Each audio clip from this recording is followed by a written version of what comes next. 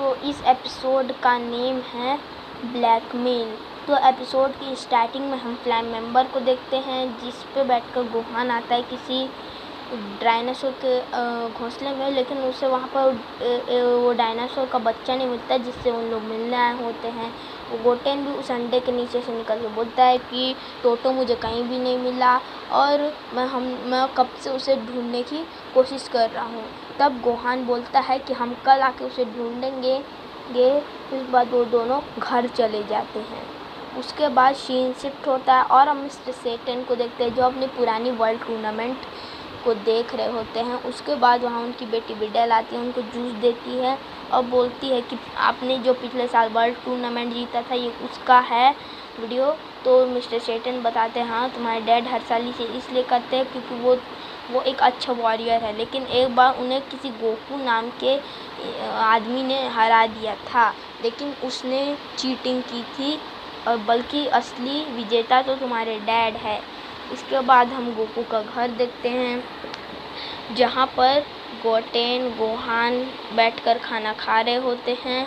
तो उसके बाद हम देखते हैं उनके शहर में एक न्यू सर्कस आया है जो टीवी पे आ रहा है, और उसमें दिखाया जाता है कि किसी डायनासोर के बच्चे को वो लोग टॉर्चर कर रहे हैं। फिर उसके बाद गोटेन बताता है ये तो टोटो है, और गाइज उसके बाद गोहान भी ये देखकर चौंक जाता है। उसके बाद वो अपने भाई से बोलता है कि मैं कल सुबह जाकर टोटो को छुड़ा के लाऊंगा।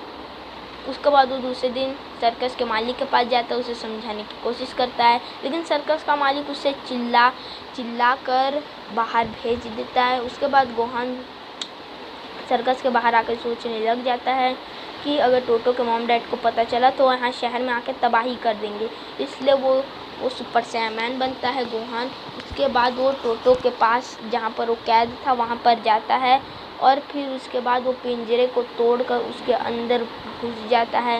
उसके बाद वो उसकी बेड़ियाँ खोल देता है और फिर बाहर निकलकर वो उसे अपने कंधे पर बैठा के ले जा ही रहा होता है कि वहाँ का बॉडीगार्ड उसे देख लेता है गोहान को ऐसा करते हुए।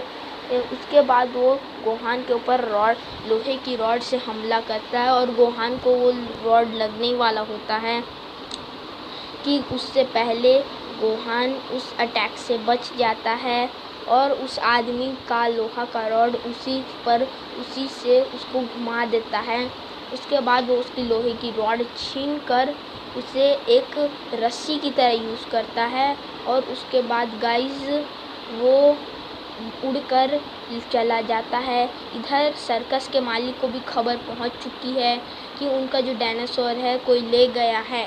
उसके बाद गोहान उड़ के जा रहा होता है, लेकिन टोटो छटपटा रहा है, उसे डर लग रहा है, वो छटपटा रहा है, और जिस वजह से गोहान अच्छी तरीके से नहीं उड़ पा रहा, वो गिर रहा है।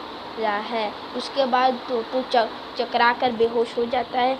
फिर गोहान उसे ज़मीन पर लाता है और फिर टोटो को बोलता है कि तुम मेरे को ढंग से उड़ने नहीं दे रहे हो तो मैं फ्लाइंग कैसे करूँगा। इसलिए वो बोलता है कि हाँ, अब हम दोनों पैदल चल कर ही जाएंगे। थोड़ी देर बाद उनके पीछे पुलिस लग जाती है। गोहान पीछे देखता है तो पुलिस की बहुत सारी फोर्स है उसके पीछे, और उसे सरेंडर करने बोल रही है।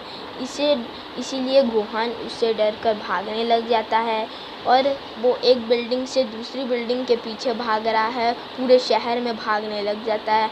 गोहान टोटो बेचारे को लेकर पूरे शहर में भागता है क्योंकि पुलिस उसका पीछा कर रही थी, और फिर वो एक मॉल के पास ही आके भाग ही रहा होता है।